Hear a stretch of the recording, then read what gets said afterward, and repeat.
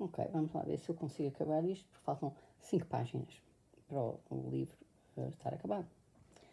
E, portanto, vou começar a ler na conclusão de um mito, daquele mito.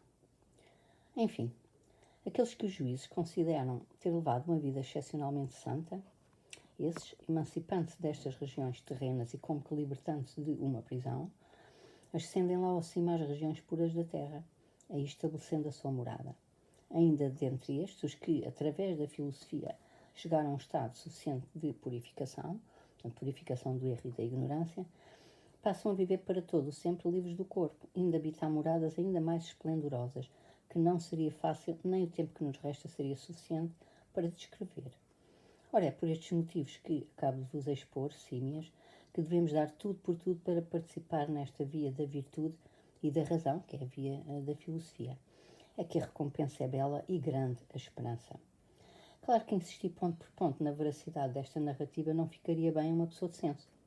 Portanto, ele sabe não só que o mito, mas que toda esta argumentação que eles desenvolveram não é uma certeza absoluta, é uma esperança, e nomeadamente a esperança de que a alma tenha um destino diferente pelo facto de ter tido uma vida justa,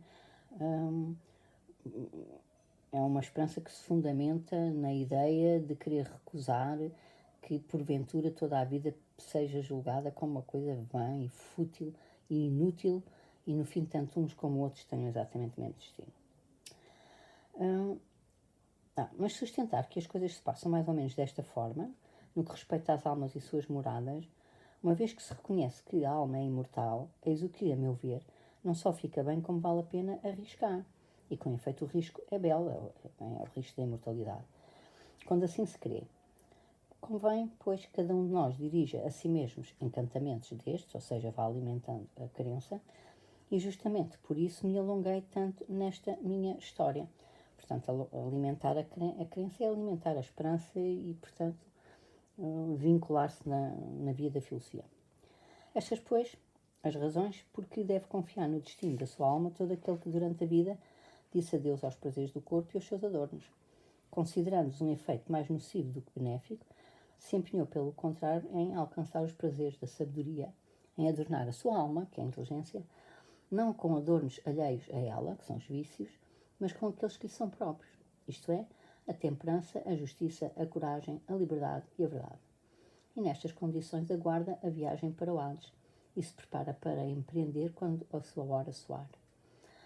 Vós dois, símias e sebes, e bem assim todos os outros lá ireis ter, depois cada um a seu tempo. Por mim, é já chegada a minha hora, como diria um herói trágico, e pouco mais me resta do que ir para o banho. Julgo com efeito preferível fazê-lo antes de beber o veneno e poupar assim às mulheres o incómodo de lavarem um cadáver. Estas palavras Criton interpelou. Criton é um amigo dele, um agricultor bastante rico que casou com uma mulher aristocrata. Pois bem, Sócrates, que mandas tu de mim ou destes teus amigos? Tudo o que nos peças a respeito dos teus filhos ou de qualquer outro assunto o faremos por ti da melhor vontade. Nada de novo, Criton, respondeu. As minhas recomendações são as de sempre. Não deixem de cuidar de vocês e tudo o que fizerem será feito, não só por mim, como pelos meus e por vós mesmos, ainda que nada agora me prometam. Se, porém, puserem de parte esse cuidado, renunciando a seguir na vida o trilho que, por assim dizer, traçamos com as nossas palavras agora e no passado, por muito que me agora prometam, de nada servirá o que fizerem. Assim nos empenharemos em proceder, replicou Criton. E o teu funeral, como queres que o façamos? À vossa vontade, contanto que me segurem bem, não vai escapar-vos. E sorrindo tranquilamente, volve os olhos para nós e diz: não há meio, meus caros, de convencer Criton que o verdadeiro Sócrates é este que vos está falando e dispondo as suas ideias, uma por uma. Imaginamos já esse cadáver que serei em breve, por isso pergunta como deve enterrar. Afinal, o que estou para aqui há tanto tempo a repetir, ou seja, que depois de beber o veneno não mais estarei convosco, antes irei ao encontro de uma certa forma de felicidade, tudo isso julgo que não tinha para ele senão este fito, o de consolar-vos a vós e simultaneamente a mim próprio. Tomo-vos, pois, por meus fiadores, junto de Criton, em como se passará ao contrário daquilo que ele afiançava aos juízes, pois afirmou ele com efeito que eu havia de ficar. Vós afiançareis que, pelo contrário, depois da morte não hei de ficar. Antes me irei para longe. Talvez assim Criton se resigne mais facilmente, Talvez já não se revolte com a minha sorte quando levarem o meu corpo a queimar ou a enterrar, como se me estivessem infligindo suplícios. Nem tão pouco diga no funeral que é Sócrates que ele prepara ou transporta ou enterra. De resto, bem o sabes, meu caríssimo Cariton, uma linguagem que não é perfeita não é só uma ofensa contra si mesma, deixa também marcas de erro na alma. Isto é uma grande verdade.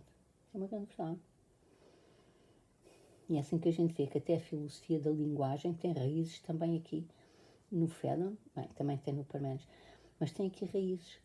Como dizia o outro, a história da filosofia são notas de rodapé do Platão. Isto também é verdade na educação infantil.